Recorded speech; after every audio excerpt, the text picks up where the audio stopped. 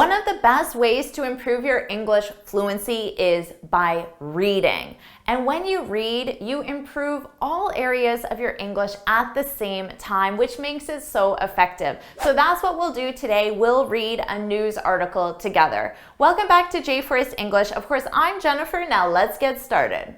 First, I'll read the headline, New Year's Resolutions Statistics 2024. So let's talk about the grammar of all these S's that you see. So here, New Year's, the S is possessive because the resolutions belong to the new year. But this S is plural form because there are more than one resolutions. Let's compare these sentences. Did you set a New Year's resolution? So notice we have an article because it's a singular noun. Did you set any New Year's resolutions? And I could get rid of the article here. Did you set New Year's resolutions? Because when you use a plural noun, you don't need an article or a modifier, but I can add any to emphasize that it's more than one. So here is talking about resolutions in general, and here is specifying one. Now notice the verb you use. You set a New Year's resolution. And right now, if you don't know what a New Year's resolution is, it's simply a goal, but it's a goal that you begin on January 1st, the new year. So what about you? Did you set any New Year's resolutions? Share yes, I did, or no, I didn't in the comments. And this, as for statistics, is because there's more than one statistics, so it's a plural. Now, don't worry about taking these notes because I summarize everything in a free lesson PDF. You can look in the description for the link. Now, let's continue. The start of a new year serves as an opportunity for many to set new goals. So same thing here. You use the verb set with goal. And notice goals is in plural, so we don't have an article. But if you used it in the singular, you would need an article. You could also say for many to set a new goal. But if you don't want to use that article, you can just turn it well, as you see in the article here, set new goals. You just add the plural form. So both of them are grammatically correct. It just uses slightly different grammar, of course. So we need that S here because there is no article. And you set a goal, you set a New Year's resolution. Now remember, it's only called a New Year's resolution if you start it on January 1st. Any other time of the year, we just call them goals. And notice here, the start of a new year. But before in our headline, it was capitalized.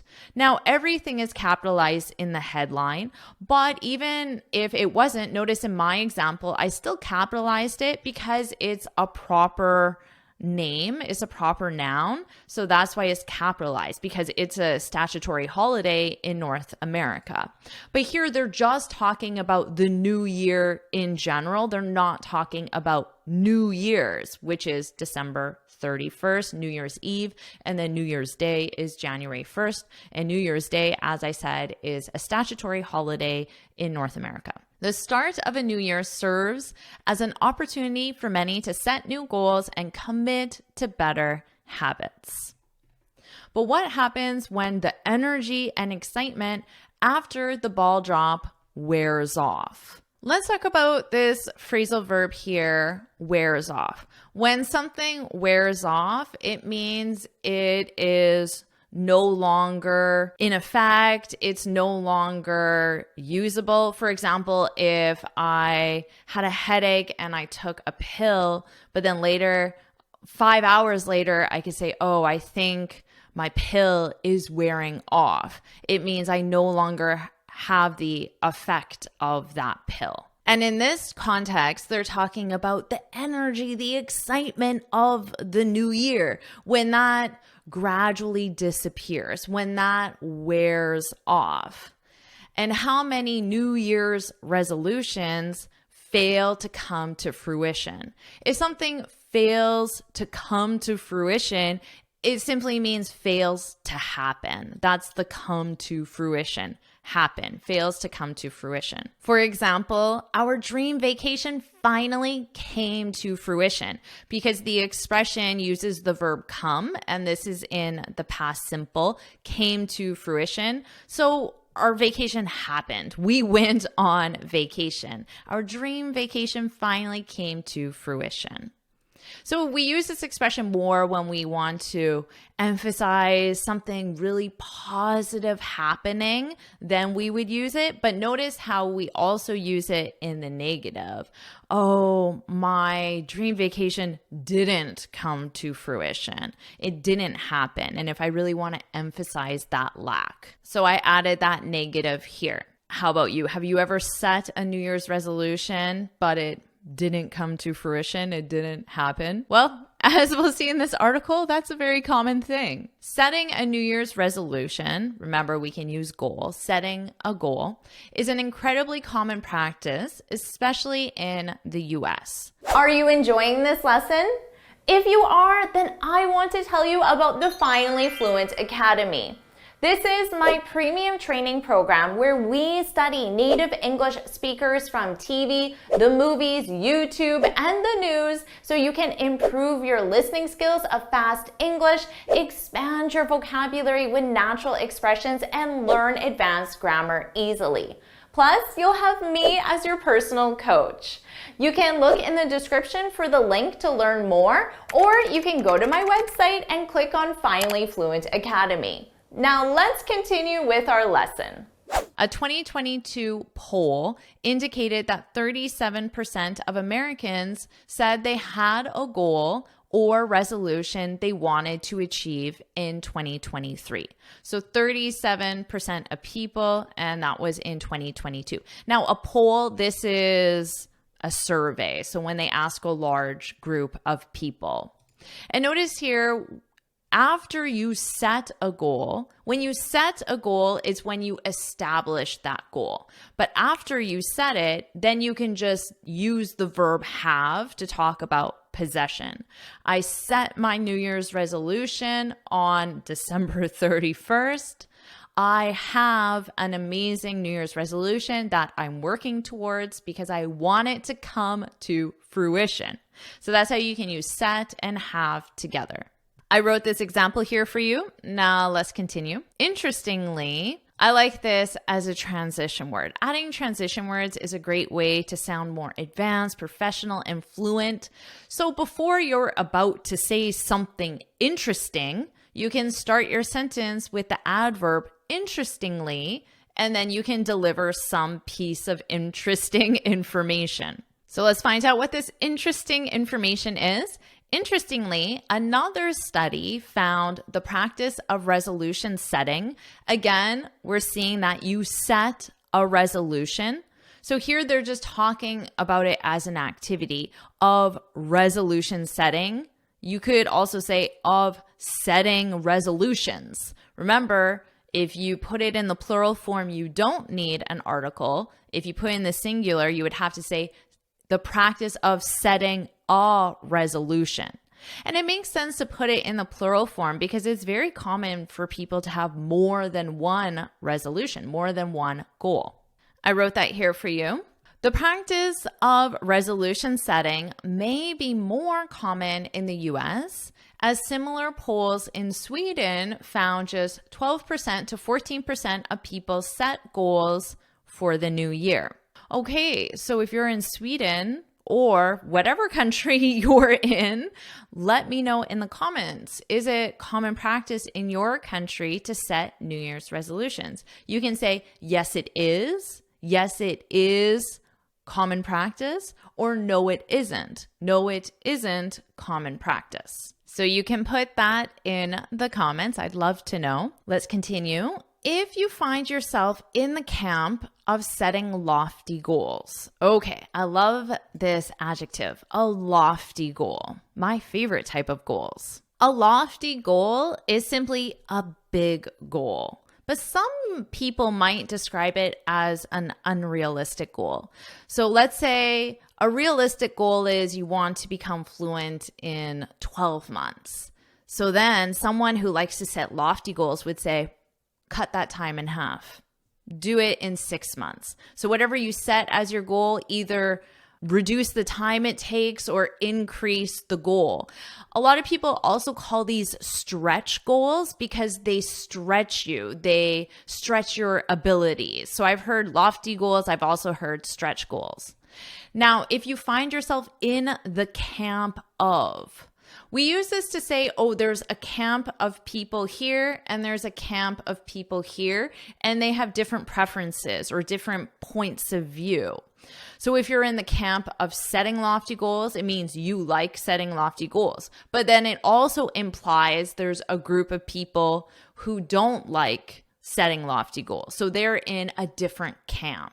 That's just an expression we use to say that people are divided. Opinions are divided. All right, so let's read this again. If you find yourself in the camp of setting lofty goals for the new year, only to find yourself falling off the wagon just months or weeks later. When you fall off the wagon, it means you go back to your old behavior. So let's say your lofty goal was to eat no sugar.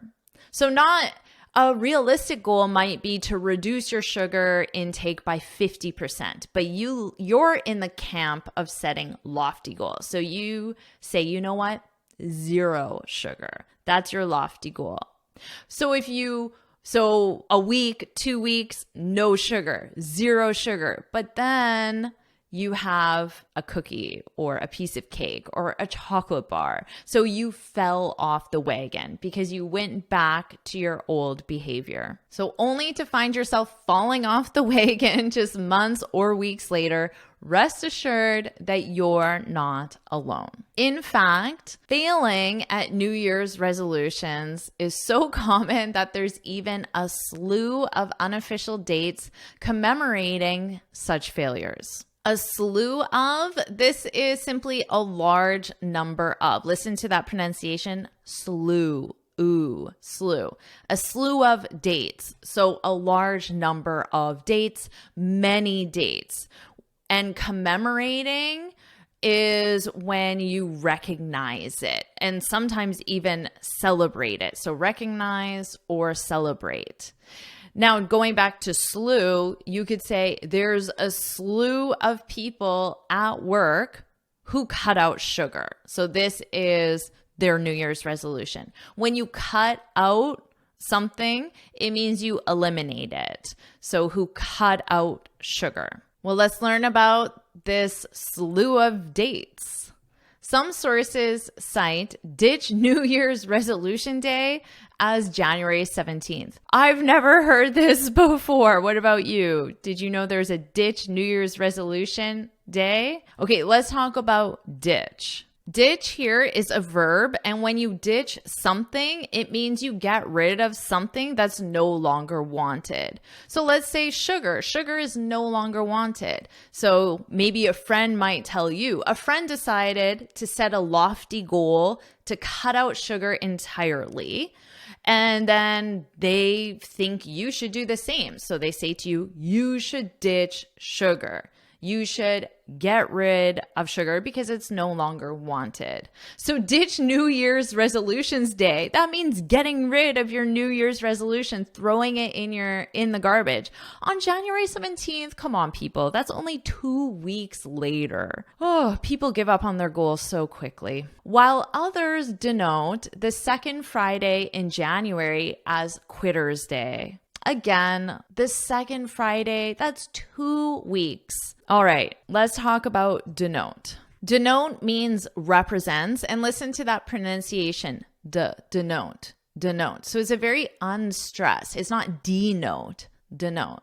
Others denote the second Friday in January as Quitter's Day. So the second January and Friday represents Quitter's Day, which means the day that people quit. This was an example in the dictionary. I really like it. The color red denotes passion or danger. Ooh, 2 very different things. So the color red represents passion or danger. Let's continue. One survey found that the average resolution lasts just 3.74 months. only 8% of respondents, those are the people who respond to the survey or the poll. So here it was a survey, but before we saw poll, and it's just people who respond. Tend to stick with their goals for 1 month. When you stick with something, it means you continue doing it.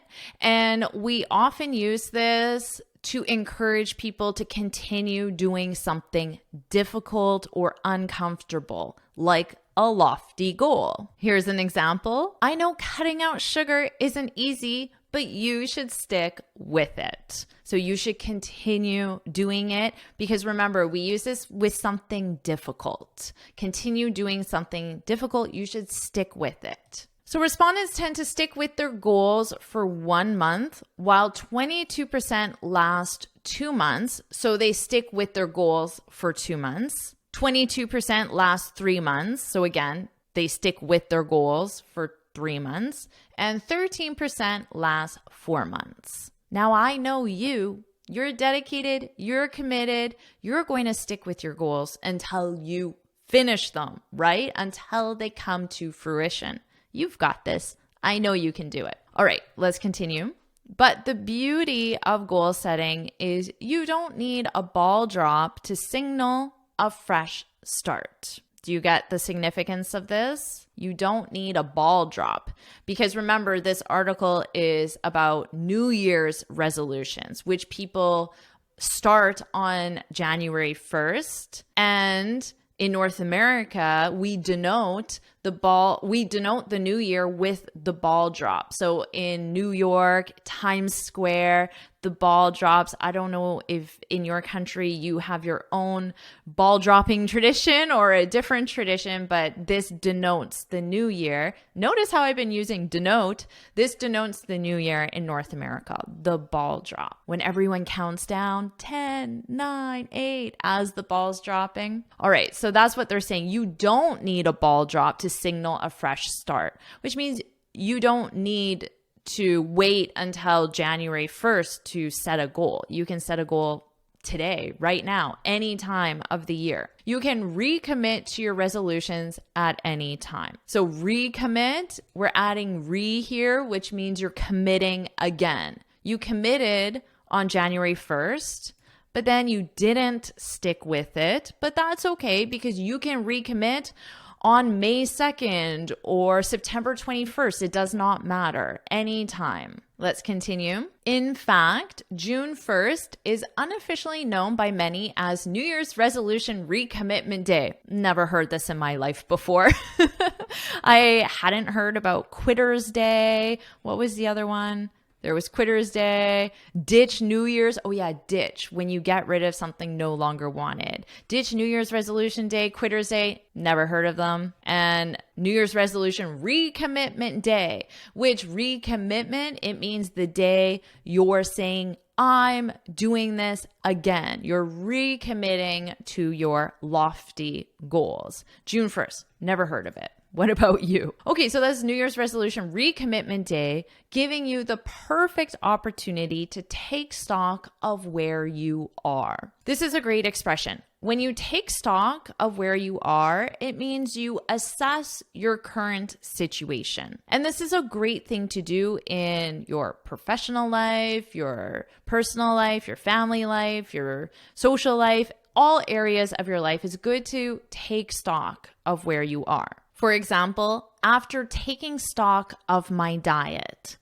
So after examining my diet, assessing my diet very carefully, after taking stock of my diet, I realized that I need to cut out sugar. So eliminate sugar from my diet. Giving you the perfect opportunity to take stock of where you are with your resolutions and hit reset if necessary. So if you hit reset, it means you start again. So you might take stock of your goals and realize that maybe your goal was a little too lofty and you need to be a little more realistic. You still want to stretch yourself, but maybe a little more realistic, and then hit reset. All right, and that's the end of our article. So what I'll do now is I'll read the article from start to finish, and this time you can focus on my pronunciation.